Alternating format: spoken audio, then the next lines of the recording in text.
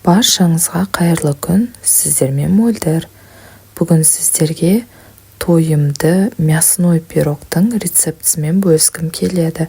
Видеоны соңына дейін қараңыздар. Ыдысымызға суымызды, тұзымызды, сұйық майымызды құйып, араластырып, ұнымызды илектен өткізіп, жұмсақ қамыр илейміз. Иленген қамырымызды 10-15 минутқа бетін жауып қойып қоямыз. Осы аралықта салмасын дайындаймыз. Салмасына тауықтың төс еті, картоп, пиязды ұсақтап, турап дайындап қоямыз. Тартылған ет асқабақпен де дайындауға болады. Таза ыдысқа пиязымызды, тұзымызды, қара бұрышымызды салып, пиязды видеода көрсетілгендей езіп, мыжып аламыз. Содан соң картопымызды, етімізді салып, сұйық май қосып, араластырамыз.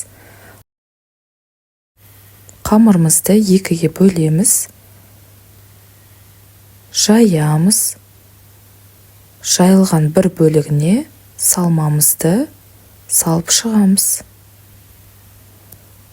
Салманың үстіне міндет түрде осылай сары майды қойып шығыңыздар.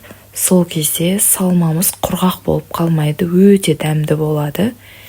Екінші жайылған қамырмен салманың бетін видеода көрсетілгендей жабамызда біріктіріп, әдемі осылай түйіп шығамыз.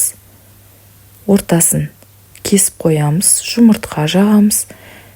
Шанышқының көмегімен әдемі өрнек жасап, қаламұшша мак немесе кунжут сеуіп, 180 градус қызып тұрған пеште 45 минут пісіріп аламыз. Міне біздің пирогымыз пісті. Ыстық күйінде жегенде өте дәмді. Міндетті түрде менің рецептім бойынша дайындап көріңіздер. Видеом ұнаса, лайк басып, комментарий жазып, каналыма тіркеліп қоюды ұмытпаңыздар. Назарларыңызға рахмет.